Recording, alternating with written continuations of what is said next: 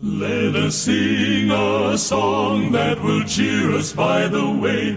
In a little while we're going home. 성도들의 교과 공부를 응원합니다. 답심리교회 유대균입니다. 미라소 최지은입니다. 오늘은 7과 교육과 예배입니다. 일요일 교과, 목요일 교과를 먼저 살펴볼 텐데요.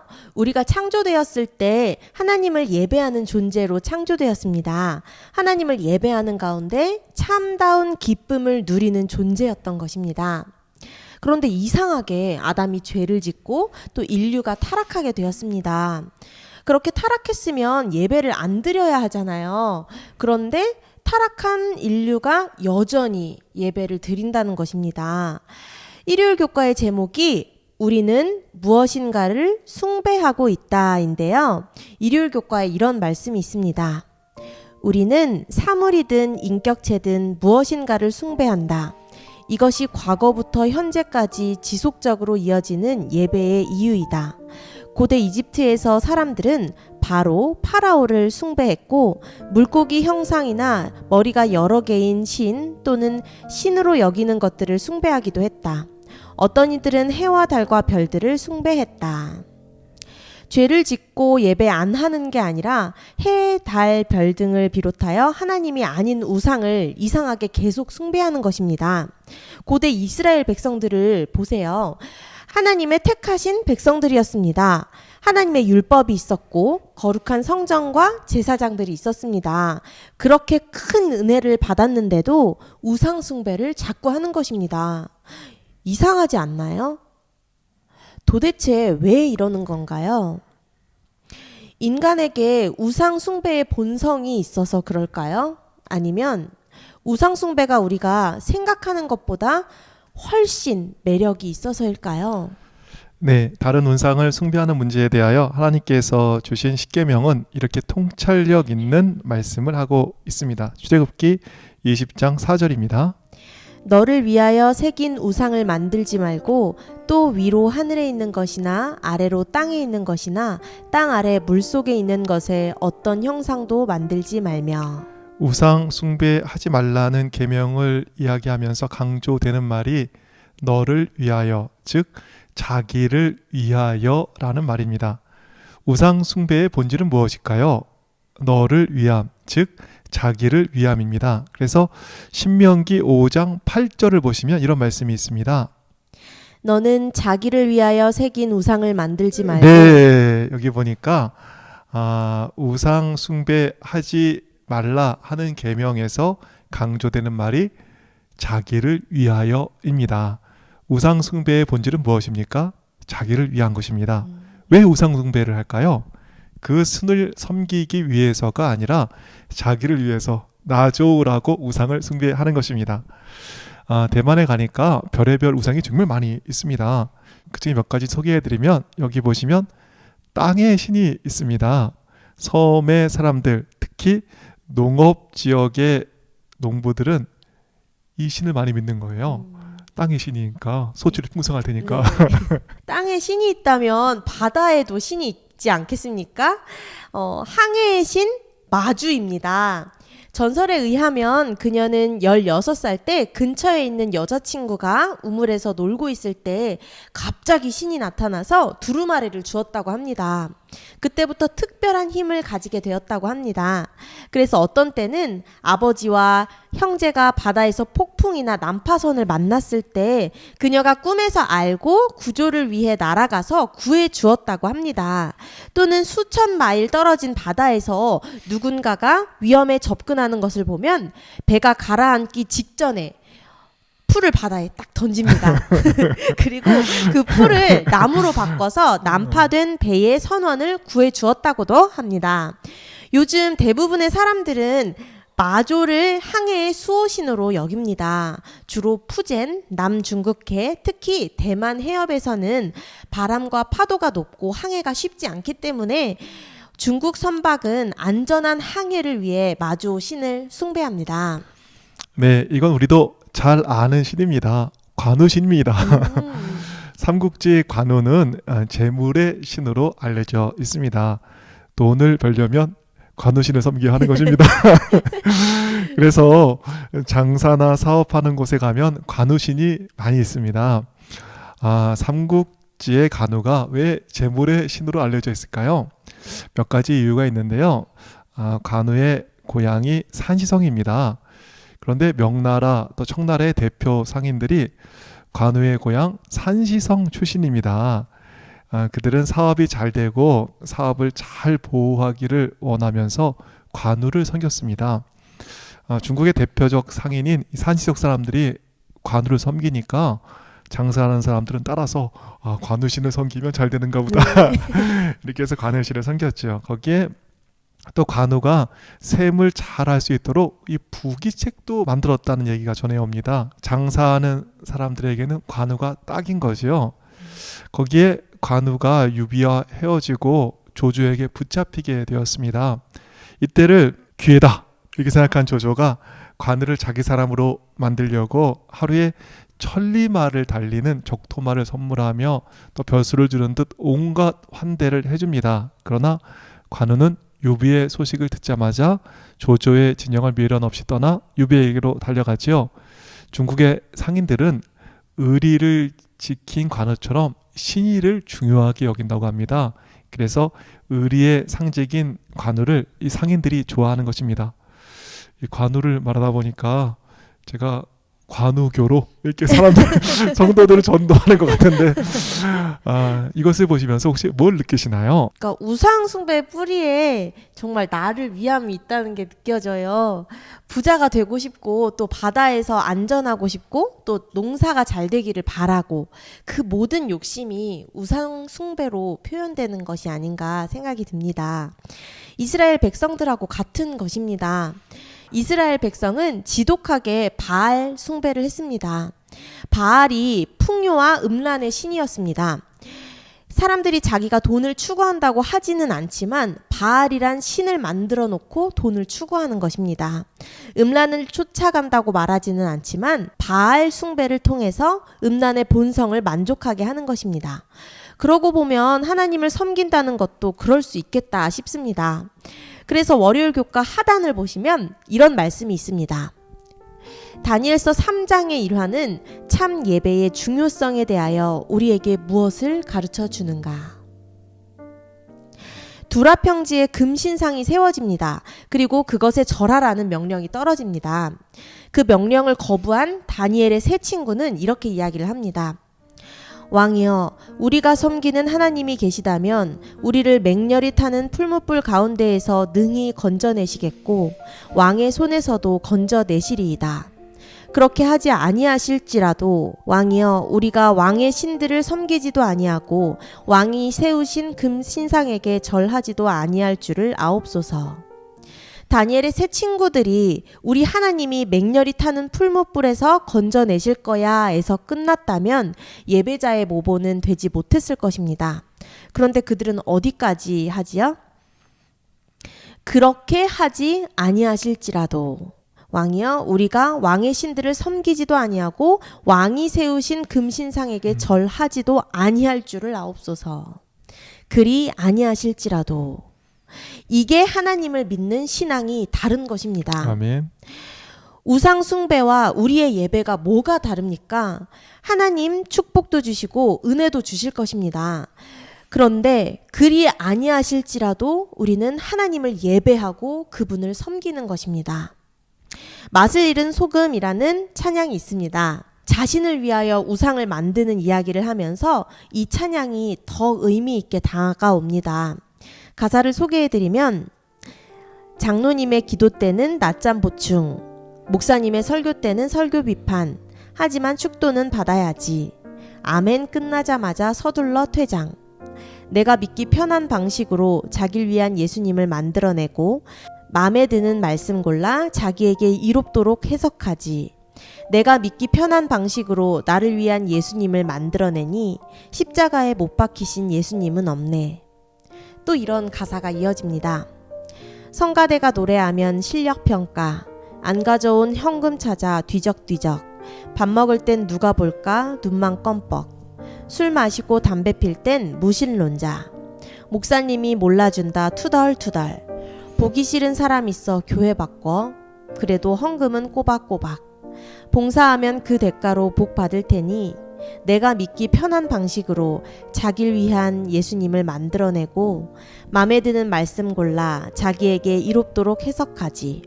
내가 믿기 편한 방식으로 나를 위한 예수님을 만들어내니 십자가에 못 박히신 예수님은 없네. 이 가사가 나를 위한 예배가 너무 많은 이 세상에서 저 자신을 되돌아보게 합니다.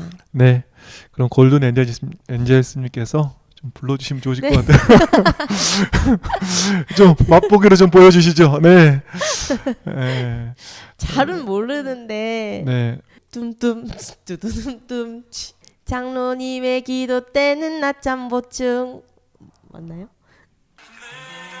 믿기 편한 방식으로 자기를 위한 예수님을 만들어내고 내가 믿기 편한 방식으로 나를 위한 예수님을 만들어내니 십자가에 못 박히신 예수님은 없네. 네. 맞네. 네. 월요일 교과를 보시면 예배에서 찬양의 중요성이 먼저 나옵니다. 교과에는 이런 말씀이 있습니다. 구약 성경의 시편은 결국 고대 이스라엘 백성의 신앙 생활에서 일정한 역할을 감당하게 됐다. 시편은 특히 공중 예배 시간에 낭송되거나 악기 연주와 함께 노래로 불렸다. 시편은 백성들이 드리는 일반적인 예배 방법의 열쇠였다. 이스라엘은 하나의 공동체로서 가능했고 마찬가지로 공동체로서 함께 예배했다. 시편은 기본적으로 시이자 노랫말이다. 시편을 의미하는 히브리어 테힐림은 찬양의 노래라는 뜻이다. 우리가 무엇을 하고 있든지 하나님께 찬양을 부르면 그분께 예배를 드리고 있는 것이다. 예배에서 찬양은 얼마나 중요합니까? 요즘 코로나19로 예배 시간에 찬양을 자유롭게 하지 못하고 있습니다. 찬양을 마음껏 하지 못하고 있는 요즘 예배에서 찬양을 마음껏 할 수 있는 것이 얼마나 큰 축복이었는지 새삼 느끼고 있습니다. 더욱 아름다운 찬양이 우리의 예배 중에 더욱 많이 울려 퍼지기를 바랍니다. 특별히 교과에서 소개된 시편 78편은 무슨 내용을 찬양하고 있을까요? 이는 그들로 후대 곧 태어날 자손에게 이를 알게 하고 그들은 일어나 그들의 자손에게 일러서 그들로 그들의 소망을 하나님께 두며 하나님께서 행하신 일을 잊지 아니하고 오직 그들의 계명을 지켜서 그들의 조상들 곧 완고하고 패역하여 그들의 마음이 정직하지 못하며 그 심령이 하나님께 충성하지 아니하는 세대와 같이 되지 아니하게 하려 하심이로다. 시편 78편은 자녀들을 위한 권면이었습니다. 교회가 찬양도 잘 못하고 더 못한 것은 다음 세대를 키우는데 실패하고 있습니다. 말씀에서처럼 하나님께 소망을 둔 백성, 우리보다 더 나은 다음 세대를 키워야 하는데 실패하고 있는 것입니다.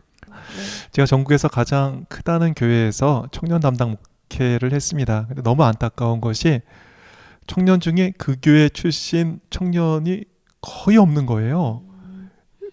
자녀들이 다 딴 데 가 있는 겁니다. 딴 교회 가 있으면 다행인데 딴 교회가 아니라 다른 곳에 정말 재림 성도들이 이 자녀 교육에서 특히 자녀의 신앙 교육에서 정말 많은 실패를 하고 있는 것을 보게 됩니다. 시편 78편의 말씀처럼 감동적인 찬양이 또 다음 세대에게 여호와를 알게 하는 기쁜 일이 더욱 많아지기를 바라겠습니다. 화요일 교과를 보시겠습니다. 화요일 교과는 영과 진리입니다. 빌립보서 3장 3절에는 이런 말씀이 있습니다. 하나님의 성령으로 봉사하며 그리스도 예수로 자랑하고 육체를 신뢰하지 아니하는 우리가 곧 할례파라. 여기 성령으로 봉사하는 사람이 진정한 할례파, 진정한 그리스도인이라 이렇게 얘기하고 있는데 여기 성령으로 봉사하다는 말씀이 영어로 봉사가 월십으로 쓰였습니다. 그래서 현대인의 성경 공동 번역 한글 킹제임스는 이 월십이 예배니까 다 이 성령으로 봉사하다를 성령으로 예배하는 것으로 번역하고 있습니다.